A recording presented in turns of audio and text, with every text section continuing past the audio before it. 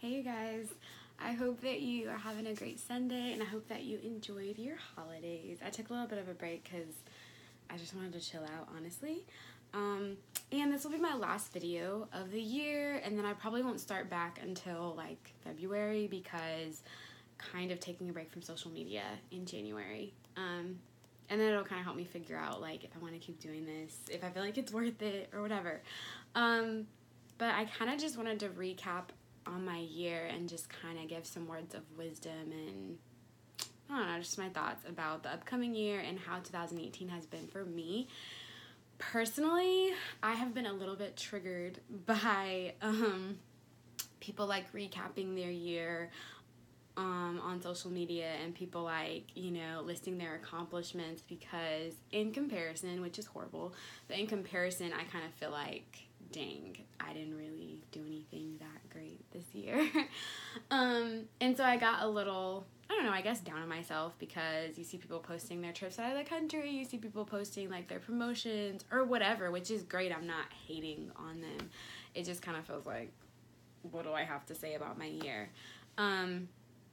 But just kind of looking back on my journals and then like thinking about all that has changed this year for me, even in little ways, I realized that I should be really grateful, and that comparison kind of makes you ungrateful for what you do have and for what has happened. And I realized that in my own life, I've taken so many personal strides this year, so much quiet work that I've been doing on myself and in life, so many things that I can't really show in an accomplishment or like a trip, but that is happening like on the inside of me.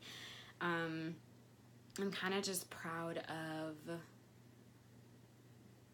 like stepping out, meeting new friends. I had an amazing year of just being more open. I had an amazing year of figuring out who I am more. Like year 25 was when I really felt like I know who I am, and this is what's wrong with me, and I need to fix that. And it was a lot of like introspection this year. I had a lot of times where I was like, man, I think wrong about this, I think wrong about this, I think wrong about this. And in one of my journal entries from the beginning of the year, I was writing about how I didn't know openness was inviting God to come in and like wreck your plans, which I feel like He is doing this year. And it was just a lot of undoing. I think every year the Lord unravels me from what I thought I should be and what I thought I should be doing. All that to say, just be grateful. Like, be grateful that you're alive. Be grateful that you have family. I'm grateful that I have family. I have friends. That I've had an incredible year of just little answered prayers here and there that may not seem big, but I prayed for them and God came through. I'm grateful for me like really investing in my people this year.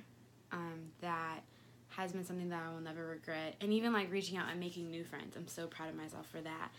So it's actually been a good year, even though by the world standards or by my standard through comparison, nothing monumental happened. It was still a year that propelled me forward.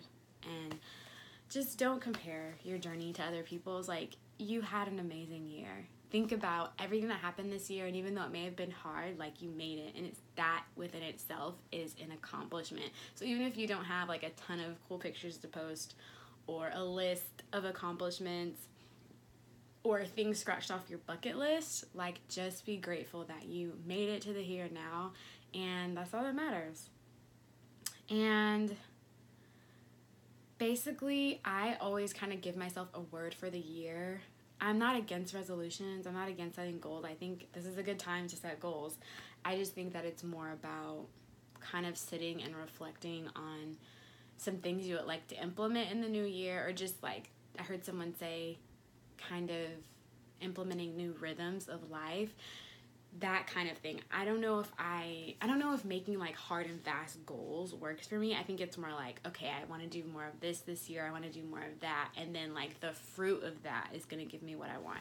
And so, I was kind of just like praying this week, and I felt like the Lord, I was in like my quiet time, and I felt like God was like, this year I want you to rest. And I was like, rest?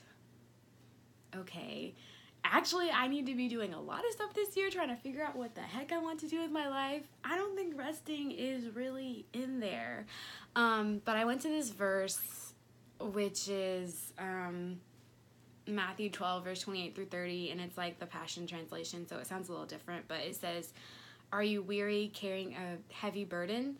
Then come to me, and I will refresh your life with mine. Learn my ways, and you'll discover that I'm gentle, humble, easy to please. You will find refreshment and rest in me, for all that I require of you will be pleasant and easy to bear." And when I read that verse, I was like, I don't know. I don't know if I don't understand. Like, they always said it's not easy to follow Jesus, so what does that even mean? And so I was like, okay, Lord, show me how you're easy to please.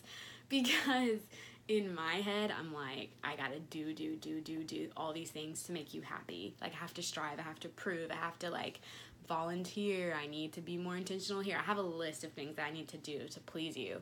And so I was just like, God, how can I rest without being lazy? Because I know that's not what you mean. So in my head, rest is synonymous with laziness, and they're two different things. So I kind of felt like God was like, hey, all I need you to do is believe and abide. I actually looked up a devotional on desiringgod.com, and it was saying that that's because I was looking up commentaries for that verse. For those verses. And it was saying that literally all God requires of you is to believe and abide. And that's what he means by I'm easy to please. And of course we have to make him the Lord of our life. We have to be obedient. But I mean, literally believing and abiding in him, I think that's the fruit. And so I think that we do all these things. We run around with like a chicken with our head cut off.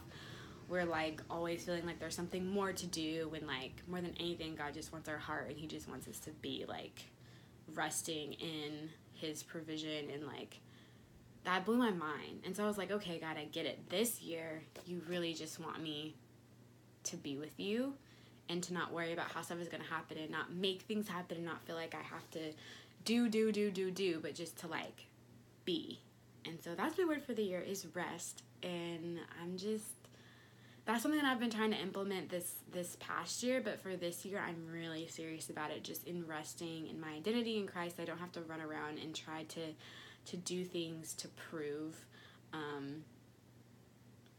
just to prove that I'm worthy, or prove that I'm doing good, or like, I don't think we have to prove ourselves to the Lord. Like, I think he just wants us to be his kids. And that's another thing that, speaking of that, that's another thing I learned this year, is that I don't have to be everywhere all the time.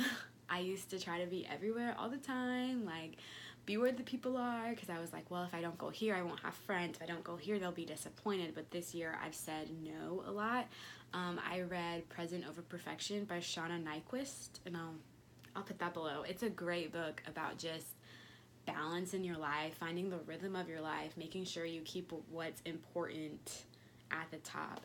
And it really helped me learn to say no more and learn to rest. And even though I'm an extrovert and I love being around people, I have to monitor like how much rest I need and just make sure I'm doing that. So anyways, that's pretty much all I had to say.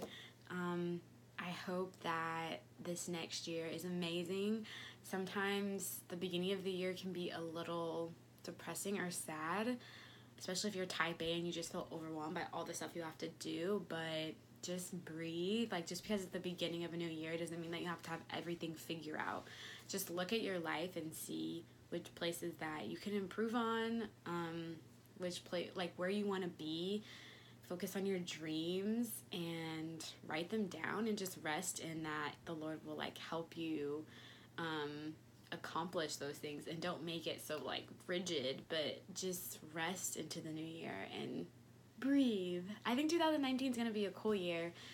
I feel like for everybody 2018 was a little rough, but I feel like 2019 is going to be, I hope, a year of rest and refreshment, in that you just are present and just enjoy the moment. I hope you guys are safe as you bring in New Year's Eve, and that's all I got. I'll see you guys next year.